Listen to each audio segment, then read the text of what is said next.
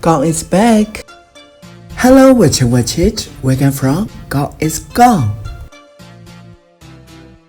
ဒီနေ့လေးမှာတော့ကောင်းကရန်ကုန်မြို့ရဲ့အလှဆုံးကဖေးဆိုင်လေးတစ်ခုကိုခေါ်ဆောင်ပေးသွားမှာဖြစ်ပါတယ်။ဆိုင်နာမည်လေးကတော့ Pathak Cafe လို့ခေါ်ပါတယ်။ဒီဆိုင်လေးကဖွင့်လာကြပြီဖြစ်ပေမဲ့ Dreamy Vibe ကိုပေးစွမ်းနိုင်တဲ့ Fantasy ဝါးလေးအဖြစ်ဖန်တီးပြီးပြန်လည်ဖွင့်လှစ်ထားတာပဲဖြစ်ပါတယ်။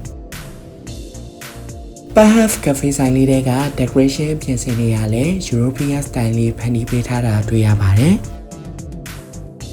ဒီကဖေးလေးကနေရာတော်ကျယ်ပြီး table လေးတွေအများကြီးစီစဉ်ပေးထားတဲ့အတွက်ကြောင့်နေရာအတွက်တော့စိတ်ပူစရာမလိုပါဘူး။ Pathak Cafe ရဲ့အပေါ်ထပ်မှာလည်းဓာတ်ပုံရိုက်လို့အရန်လာတဲ့ fairy tale ဆန်ဆန်နေရာလှလှလေးတွေရှိပါတယ်။ဒီကဖေးလေးရဲ့နေရာတိုင်းစီကတန်ရှင်းတက်ရက်ပြီးအသေးစိတ်ဖန်တီးထားတာကြောင့် coffee date ဖြစ်ဖြစ်မွေးနေ့ anniversary လေးတွေဖန်တီးလို့ကောင်းတဲ့နေရာပဲဖြစ်ပါတယ်။ Every corner is a photo spot လို့ဆိုလို့ရတဲ့အထိနေရာတိုင်းစီကအမတ်တရပုံရိပ်လှလှလေးတွေကိုပေးစွမ်းနိုင်မှာဖြစ်ပါတယ်။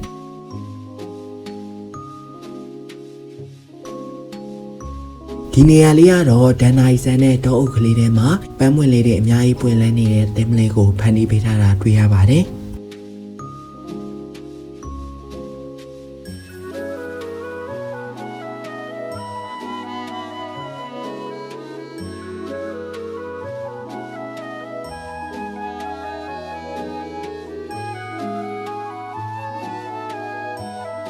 ဒီနေရာလေးမှာသုံးထားတဲ့ floral butterfly accessory လေးတွေကလုံးဝ dreamy vibe ကိုပေးနိုင်ပါတယ်။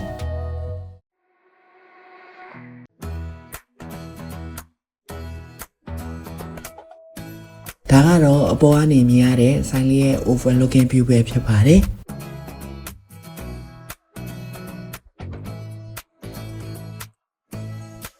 ဒီနေရာလေးကတော့ Pathak Cafe ရဲ့ magic ဆန်ဆန်နေရာလေးပဲဖြစ်ပါတယ်။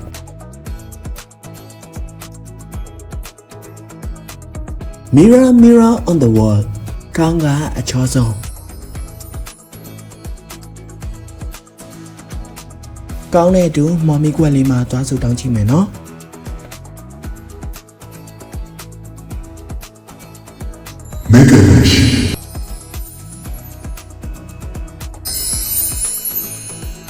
မန်နူးတွေကလည်းဈေးရမ်းမများပဲဖဲဖြစ်တဲ့အထဲမှာပါပါတယ်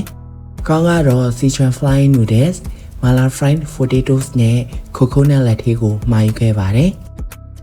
။မာလာရတာအာလူကျော်ဆက်ဆက်လေးကိုတော့ side dish အနေနဲ့ပါအောင်မှာသင်ပါတယ်။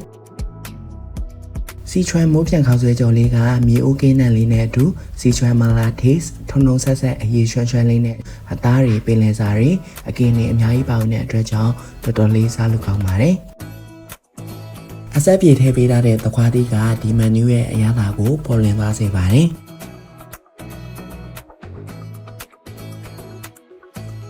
coconut latte ကချိုချိုစိမ့်စိမ့်မွေးမွေးလေးနဲ့ဆိုတော့ကောင်း favorite ပါပဲ။ဒါကတော့ဒန်နာရီတဲကတောအုပ်ကလေးပုံစံဖန်တီးပေးထားတဲ့ photo spot လေးတစ်ခုပဲဖြစ်ပါတယ်။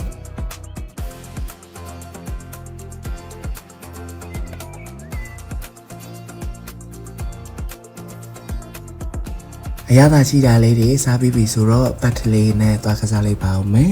။ပတ်ထကဖေးမှာအခုလိုချစ်စရာပတ်ထလေးနဲ့အတူဓာတ်ပုံရိုက်ပြီးဆော်လို့ရပါတယ်။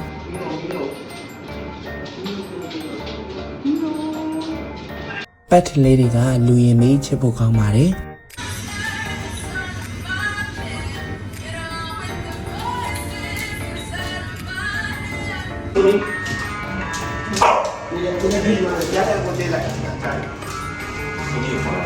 တူတူလေးတွေအတွက်အခုလိုအစာဝယ်ကျွေးလို့လည်းရပါတယ်။နော်ဟုတ်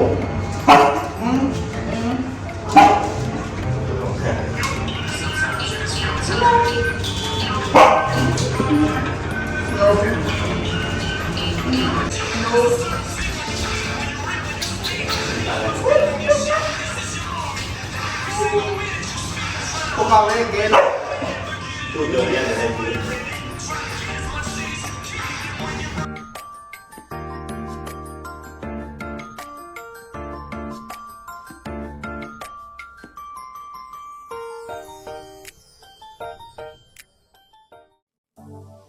ပ ပတ်ထိုက်ကဖေးရဲ့အောက်ထပ်လေးကစိတ်ကူးရင်ဆန်တဲ့ကာတွန်းကဘာလေးတဲ့ရောက်သွားစေတဲ့ feeling မျိုးရစေပါတယ်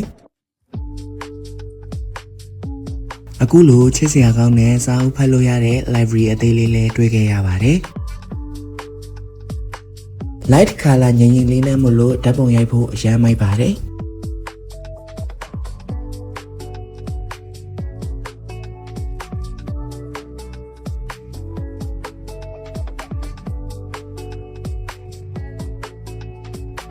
So lovely.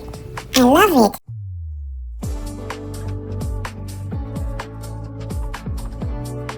The best one fashion corner လေးလည်းတွေ့ခဲ့ပါသေးတယ်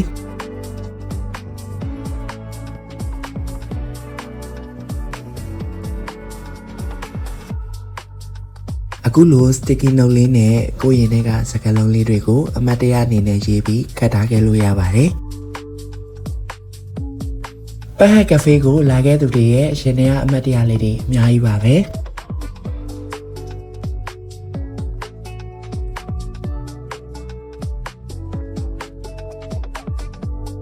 Remember me forever.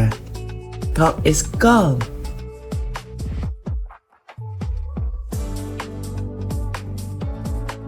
အယုတ်ကောက်တာနှစ်သက်သူတွေအတွက်လည်းအယုတ်ကောက်လို့ရပါသေးတယ်။ကောင်းကောက်ခဲ့တုန်းကတော့အယုတ်ဆက်လေးကချောင်းနေတဲ့အတွက်ကြောင့်တရုံမှမရခဲ့ပါဘူး။ Floral date အတွက် flower and gift shop လေးလည်းတွေ့ခဲ့ပါသေးတယ်။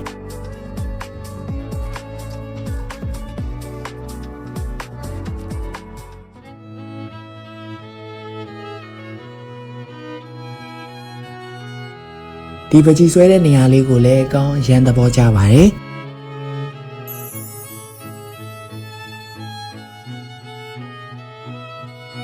To my dear, paint me the way your heart sees me.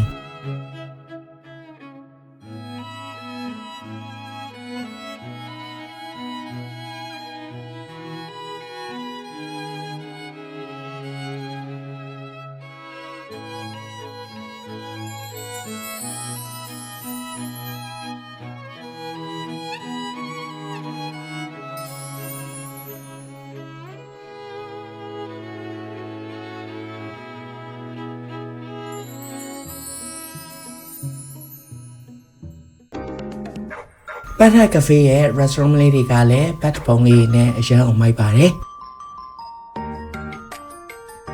pet ပုံလေးတွေကြောင့် Pet Hat Cafe ရဲ့သင်းလေးကိုတော့ပို့ပြီးတော့ပေါ်လင်းသွားစေပါတယ်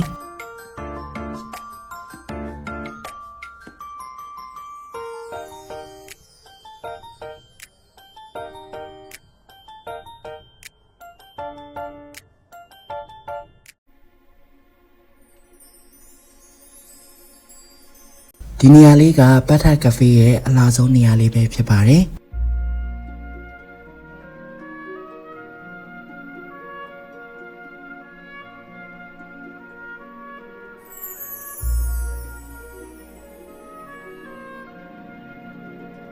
မော်ဆန်နဲ့အငွေသက်တွေ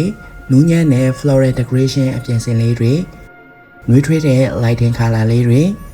Shake style Greek တန်နာရီရုပ်ထုတွေကဒီနေရာလေးကိုအသက်ဝင်နေအောင်အလှဆင်နေပါတယ်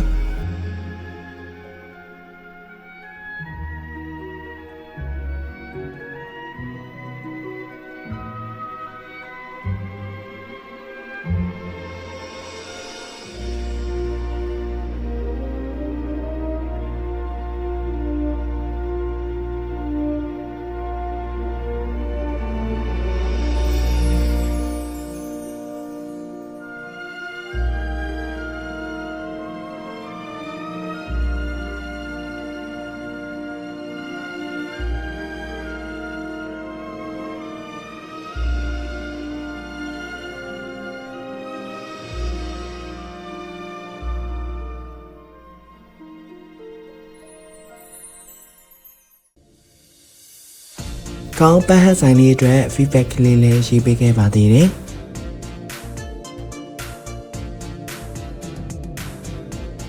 Decoration is extremely perfect. Amazing. Keep it up. Thanks for watching and your kind support is greatly appreciated. Bye bye.